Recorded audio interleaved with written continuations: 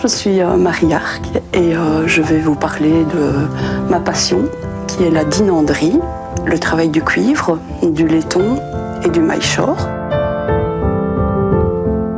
La dinanderie provient de Dinan. Voilà, berceau de la dinanderie depuis le Moyen-Âge, d'où le nom dinanderie. Voilà. À l'adolescence, j'étais à l'école à Dinan, en section artistique, et nous avions des heures d'atelier automatiquement. On avait une vingtaine d'heures par semaine, et j'ai découvert ça, voilà, j'avais 15 ans. Et puis j'en ai fait pendant 2 ans. Et puis après, voilà, j'ai suivi un autre parcours.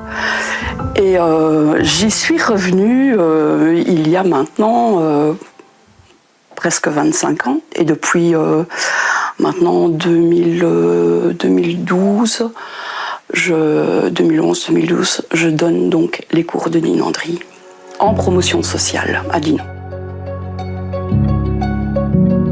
La dinanderie, c'est le travail du cuivre, du laiton, au départ de feuilles de métal, et donc c'est la mise en forme. Donc ça, c'est une première technique qu'on appelle le battage, la mise en forme. Ça consiste à cuire le métal et puis commencer à le battre avec des maillets en bois, des marteaux en acier pour leur donner une forme, un volume. Il y a également la ciselure qu'on voit en tout petit. C'est vraiment miniature. La ciselure, ça consiste à faire ressortir un motif de la plaque de cuivre ou de laiton. Le métal, on le chauffe pour qu'il ait une certaine malléabilité, pour pouvoir le frapper, le mettre en forme, mais on le refroidit. On ne travaille pas à chaud. Voilà, c'est toute la différence aussi quand même avec le travail de forge, où eux, ils travaillent à chaud. Nous, on le chauffe, on le refroidit, et puis on le frappe, on donne la forme. Et en fait, en frappant le métal, il se durcit. Et donc, pour ne pas déchirer et pour pouvoir retrouver une malléabilité, on doit recuire. Et toujours, on a ce processus sur une grande mise en forme. Il y a une trentaine de recuits, peut-être même plus. Je vais commencer un pendentif en maillechort. Donc ça, c'est ma plaque de maillechort sur laquelle je vais commencer le traçage.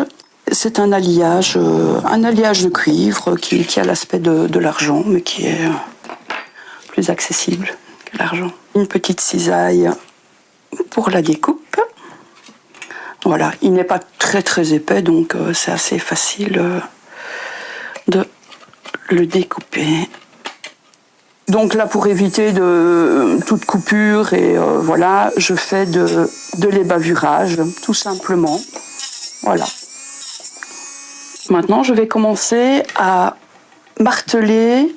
Je prends mon petit tas en acier, voilà, et je vais travailler sur cet arrondi avec un marteau pour le martelage, mise en forme, et voilà, je vais faire du bruit maintenant. Okay.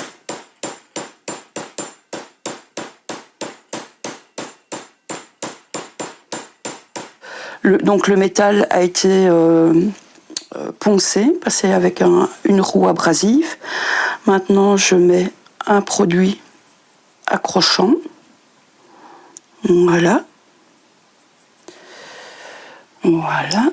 Et je vais tout simplement mettre la poudre. Voilà. Et il est prêt pour un petit passage au four.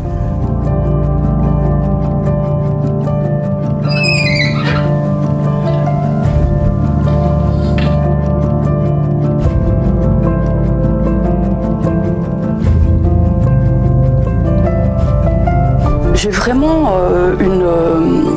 comme je le dis, une passion pour le métal, parce qu'en fait, comme j'explique tout le temps, on prend une plaque de métal, on se dit c'est dur, c'est rigide, c'est froid, et en fait, c'est tout à fait le contraire, parce que le métal ou le cuir, il a une certaine malléabilité, et puis avec les marteaux, les outils adéquats, on frappe, et puis le métal prend forme, et au fur et à mesure du travail, on peut attraper vraiment de très très belles formes, de très beaux résultats.